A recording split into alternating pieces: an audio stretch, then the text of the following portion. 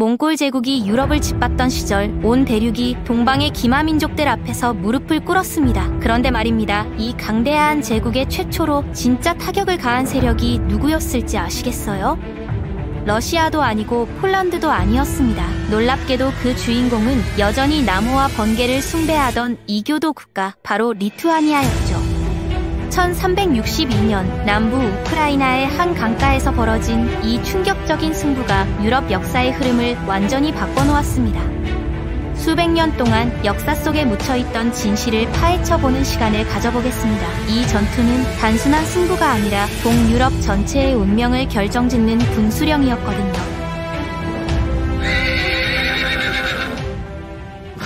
당시 리투아니아는 정말 절망적인 상황에 놓여 있었습니다. 동쪽에는 여전히 무서운 힘을 자랑하던 몽골 제국의 후예들이 있었고요. 서쪽과 북쪽에서는 십자군 기사단들이 끊임없이 침입해왔죠. 이들 독일 기사단은 단순한 종교 집단이 아니었어요. 검과 방패를 든 전업군인 수도사들로서 유럽의 마지막 이교도들을 없애버리겠다는 신성한 사명을 가지고 있었거든요. 그들에게 리투아니아는 반드시 정복해야 할 악마의 땅이었습니다.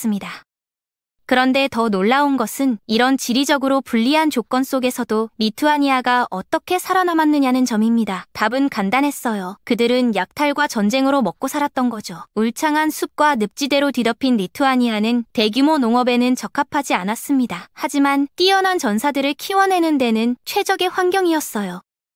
이웃 나라들을 습격해서 소와 노예를 훔쳐오는 일이 그들에게는 일상이었거든요. 실제로 13세기 연대기들을 보면 리투아니아 습격에 대한 기록이 엄청나게 많이 나와요. 리투아니아의 위치는 정말 미묘했습니다. 몽골이 지배하는 루스 공국들과 독일이 지배하는 발트의 연안 사이에 끼어 있었거든요. 어느 쪽으로도 완전히 기댈 수 없는 상황에서 그들은 양쪽 모두를 상대로 게릴라전을 벌여야 했어요.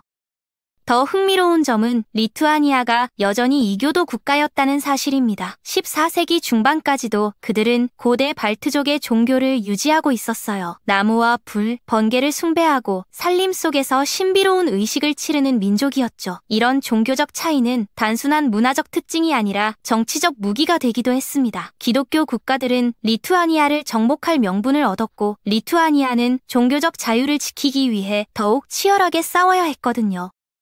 1323년 갈리치아 볼리니아 왕국이 쇠퇴하자 리투아니아는 기회를 놓치지 않았습니다. 대공 게디미나스가 남쪽 루스 공국들로 진출하기 시작한 거예요. 특히 키예프는 매력적인 표적이었죠. 한때 루스의 수도였던 이 도시는 1240년 침입 이후 완전히 몰락해서 이제는 황금무리에게 조공을 바치는 초라한 변방 도시로 전락해 있었거든요. 몽골 침입 전에는 5만 명이 살던 키예프가 이제는 겨우 200채의 집만 남아있을 정도였어요. 1324년 게디미나스는 키예프를 공격했습니다. 당시 키예프의 통치자 스타니슬라프 공은 별다른 저항도 못해보고 항복했어요. 하지만 게디미나스는 영리한 사람이었죠. 몽골과의 전면전을 피하고 싶었거든요. 그래서 키예프를 완전히 점령하는 대신 황금무리와 일종의 공동통치 협정을 맺었습니다. 몽골은 계속해서 조공을 받고 리투아니아는 실질적인 정치적 영향력을 행사하는 식으로 말이에요. 이런 애매한 상황이 40년 가까이 지속되었습니다. 게디미나스는 단순한 전사가 아니라 뛰어난 외교관이기도 했어요. 그는 아들들을 각각 다른 종교로 키웠습니다. 한 아들은 정교회로, 또 다른 아들은 가톨릭으로, 그리고 자신은 이교도로 남아있었거든요. 이렇게 해서 모든 방향으로 외교적 연결고리를 만들어 놓은 거죠. 이런 전략은 매우 효과적이었습니다. 리투아니아는 점령한 슬라브 지역의 주민들에게 종교적 자유를 보장했고 기존의 통치 체계도 대부분 그대로 두었어요. 덕분에 큰 저항 없이 영토를 확장할 수 있었습니다. 하지만 이런 평화로운 시기는 오래 가지 못했어요. 서쪽에서는 독일 기사단의 압박이 심해졌고 동쪽에서는 몽골의 내분이 절정에 달했거든요. 1362년 4월 상황이 급변했습니다. 독일 기사단이 쿠노 요새를 함락시킨 거예요. 게디미나스의 아들 알기르데스 대공과 그의 형제 케스투티스가 구원군을 이끌고 달려갔지만 이미 때는 늦었죠. 요새는 완전히 파괴됐고 기사단의 압박은 날로 심해져 갔습니다. 알기르다스는 깨달았어요. 단순히 방어만 해서는 절대 이길 수 없다는 걸 말입니다. 공격이 최선의 방어라는 진리를 체득한 거죠. 다행히 하늘이 리투아니아 편을 들어줬습니다. 1362년까지 황금 무리는 완전한 내분 상태에 빠져 있었거든요. 역사가들이 대혼란이라고 부르는 이 시기에 20년 동안 25명이 넘는 칸들이 권력을 두고 서로 죽고 죽이는 싸움을 벌였어요. 마치 현대의 리얼리티 서바이벌 프로그램 같았죠. 다만 탈락자들은 투표로 나가는 게 아니라 칼에 찔려 죽었다는 점만 달랐습니다. 이 기간 동안 몽골 제국의 서부 지역은 사실상 무정부 상태였어요. 알기르다스는 이 혼란을 놓칠 리 없었죠. 몽골이 서로 싸우느라 정신이 없는 사이 그는 군대를 이끌고 남쪽 루스 공국들로 진군했습니다. 체르니고프, 노브고로드, 세베르스키, 스타로드, 페레야슬라블 같은 도시들을 점령해 나갔습니다. 기술적으로는 여전히 몽골 영토였지만 실질적인 저항은 거의 없었거든요. 지역 영주들은 이미 몽골에 대한 신뢰를 잃은 상태였고 오히려 리투아니아를 더 나은 선택으로 여기고 있었습니다. 적어도 리투아니아는 지역 전통을 존중했거든요. 이런 연이은 승리는 알기르다스에게 자신감을 불어넣었습니다. 이제 정말로 키예프를 완전히 장악할 때가 온 것 같았어요. 몽골이 반격할 능력도 의지도 없어 보였거든요. 그해 가을 알기르다스는 마침내 키예프로 향했습니다. 아버지가 시작한 일을 완전히 끝내려 했던 거죠. 9월에 드네프르 강을 건넌 그는 곧장 이 지역의 핵심 거점으로 진군했어요. 몽골인들은 이곳을 신의의 보디라고 불렀는데 터키어로 지배자의 물리라는 뜻이었죠.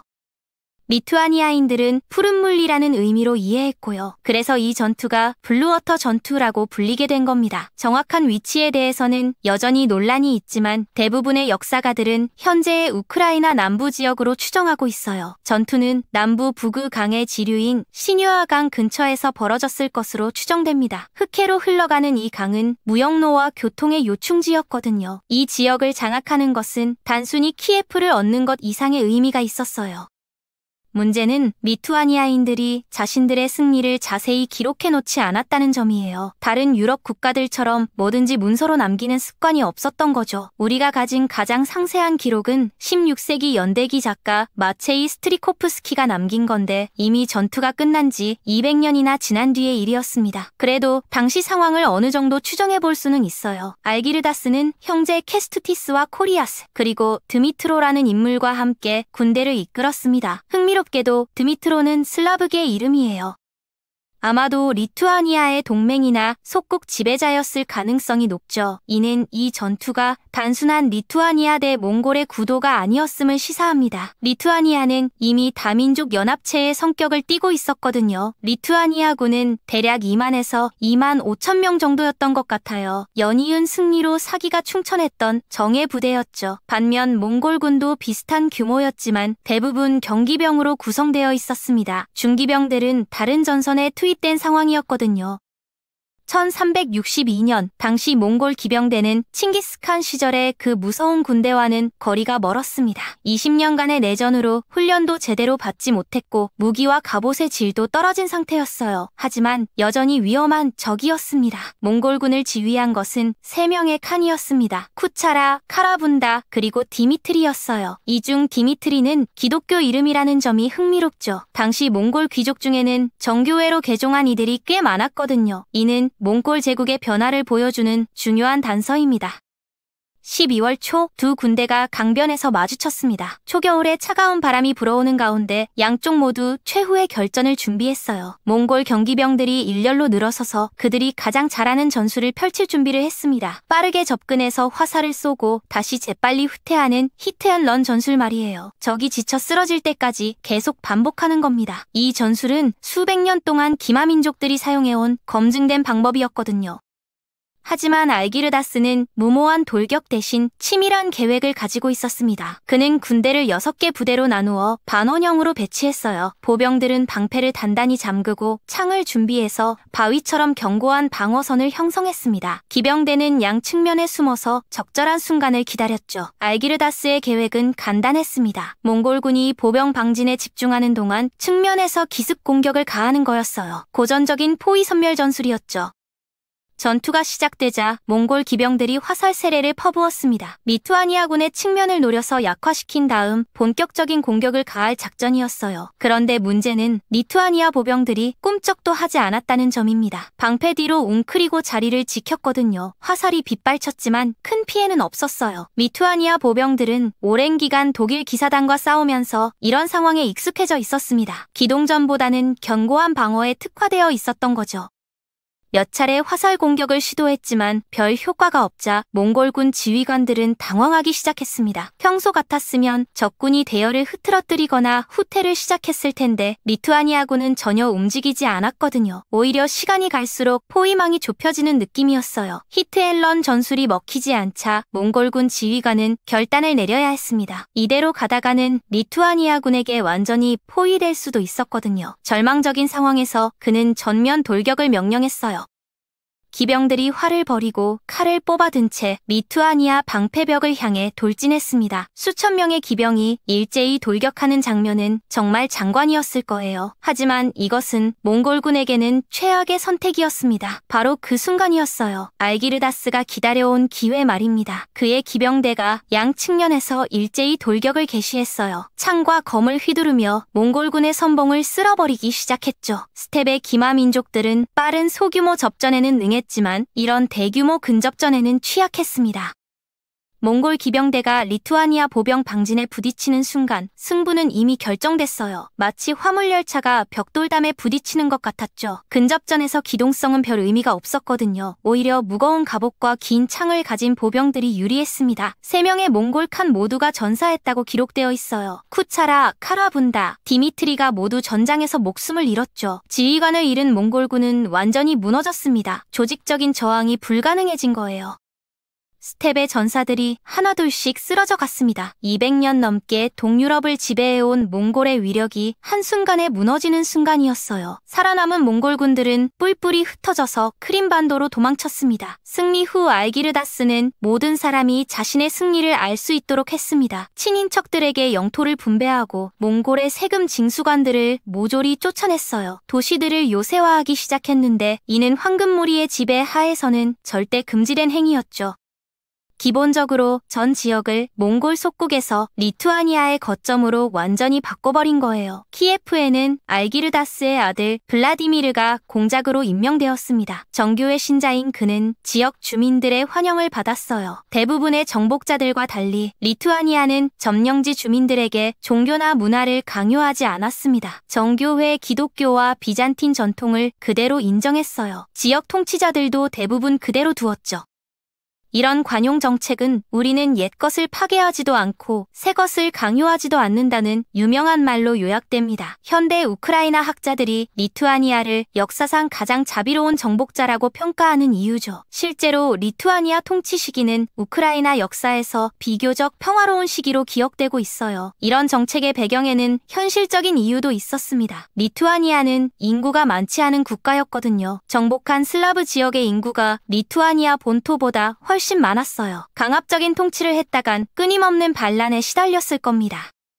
대신 지역 엘리트들을 포용하고 기존 질서를 인정함으로써 안정적인 통치 기반을 마련했어요. 많은 슬라브 귀족들이 리투아니아 대공국의 고위직에 임명되었습니다. 심지어 리투아니아 대공 자신도 슬라브어를 사용하곤 했거든요. 종교적 관용 또한 인상적이었습니다. 리투아니아 대공군국 내에서는 이교도, 정교회, 가톨릭이 평화롭게 공존했어요. 이런 다종교 사회는 당시 유럽에서는 매우 드문 일이었죠.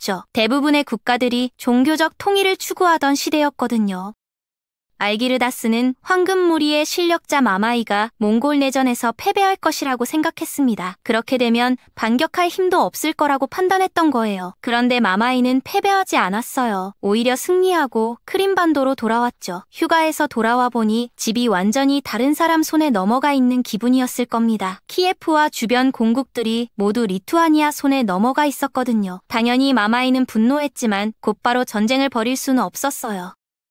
여전히 다른 몽골 세력들과의 내전이 진행 중이었거든요. 서부 전선에 대군을 투입하기에는 부담이 컸습니다. 게다가 리투아니아는 이미 방어 체계를 구축한 상태였어요. 쉽게 되찾을 수 있는 상황이 아니었죠. 알기르다스는 현명하게 대응했어요. 또 다른 전쟁을 벌이는 대신 황금무리에게 계속 조공을 바치는 조건으로 새로 얻은 영토를 유지하자고 제안한 거죠. 마마이도 여전히 내전 중이었기 때문에 이 제안을 받아들였습니다. 추가 전선은 부담스러웠거든요. 더구나 조공을 받을 수 있다면 실질적인 손해는 없다고 판단했을 거예요. 이런 현실적인 타협은 양쪽 모두에게 도움이 되었습니다. 리투아니아는 평화롭게 새 영토를 소화할 시간을 얻었고 마마이는 다른 전선에 집중할 수 있었죠. 이 전투의 결과로 리투아니아는 더 이상 변방의 소국이 아니게 됐습니다. 갑자기 지역의 강대국으로 떠올랐어요. 서쪽의 독일 기사단만 상대하면 됐던 이전과 달리 이제는 중부 유럽에서 흑해까지 이어지는 거대한 무역로를 손에 넣었죠. 그리고 무엇보다 러시아 땅의 왕관 같은 도시 키예프를 차지했습니다. 키예프를 통치한다는 것은 동유럽 정치의 주요 플레이어가 됐다는 뜻이었어요. 리투아니아는 이제 게임에 참여하는 것이 아니라 주도권을 쥐고 있었죠. 더 이상 리투아니아 대 몽골의 구도가 아니었습니다. 몽골이 지배력을 잃으면서 리투아니아와 모스크바가 루스 땅에 패권을 두고 본격적인 경쟁을 시작한 거예요. 이는 향후 200년간 동유럽 정치를 규정할 새로운 대결 구도였습니다.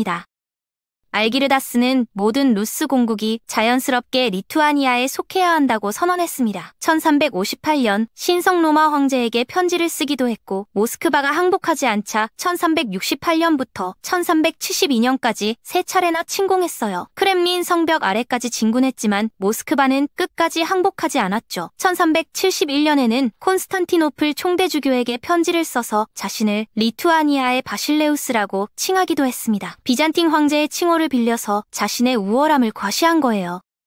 이 전투는 우크라이나와 모스크바가 갈라지기 시작한 역사적 전환점이기도 합니다. 키예프를 중심으로 한 루스의 옛 땅은 리투아니아 통치 하에서 전혀 다른 길을 걷게 됐어요. 제국의 감옥 같은 느낌이 아니라 다양하고 번영하는 다민족 국가의 일부가 된 거죠. 이런 분위기가 훗날 우크라이나인과 벨라루스인의 문화적 정체성을 형성하는 데 큰 역할을 했습니다. 리투아니아 통치 하에서 이들은 서유럽의 문화와 제도를 접할 기회를 얻었어요. 반면 모스크바는 여전히 몽골의 영향권 안에 머물러 있었죠. 법률 체계만 봐도 차이가 확실히 드러납니다. 리투아니아 통치 지역에서는 마그데부르크 법이 도입되어서 도시들이 자치권을 얻었어요. 상업과 수공업이 발달했죠. 반면 모스크바 공국은 여전히 전통적인 농업 사회의 모습을 유지했습니다. 교육과 문화 면에서도 격차가 벌어졌어요. 리투아니아 대공국에서는 라틴어와 폴란드어가 널리 사용되었고 서유럽의 학문과 예술이 유입되었습니다. 키예프에는 새로운 교회와 학교들이 세워졌어요. 이런 문화적 차이는 시간이 갈수록 더욱 벌어졌습니다. 특히 1385년 리투아니아가 폴란드와 연합을 맺은 후에는 가톨릭과 서유무럽 문화의 영향이 더욱 강해졌어요. 우크라이나와 벨라루스 지역의 귀족들도 점차 폴란드화되기 시작했죠. 오늘날에도 우크라이나인들은 리투아니아를 긍정적으로 기억합니다. 몽골의 지배를 끝냈을 뿐만 아니라 우크라이나를 유럽과 연결하는 데 도움을 줬거든요. 리투아니아가 우크라이나를 완전히 서구화 하지는 않았지만 수세기 동안 지속될 모스크바와의 문화적, 정치적 분열의 토대를 마련했어요. 블루워터 전투는 단순한 군사적 승리를 넘어서 문명사적 의미를 갖습니다. 이 전투로 인해 동유럽이 두 개의 서로 다른 길로 나뉘게 된 거죠. 하나는 서유럽과 연결된 리투아니아 폴란드 쪽이고 다른 하나는 비잔틴 몽골 전통을 이어받은 모스크바 쪽이었어요. 이런 분열은 현재까지도 이어지고 있습니다. 우크라이나의 친서방 정책과 러시아의 동방 정교의 문명과는 이때부터 시작된 것이라고 볼 수 있어요. 14세기의 한 전투가 21세기까지 영향을 미치고 있는 셈이죠.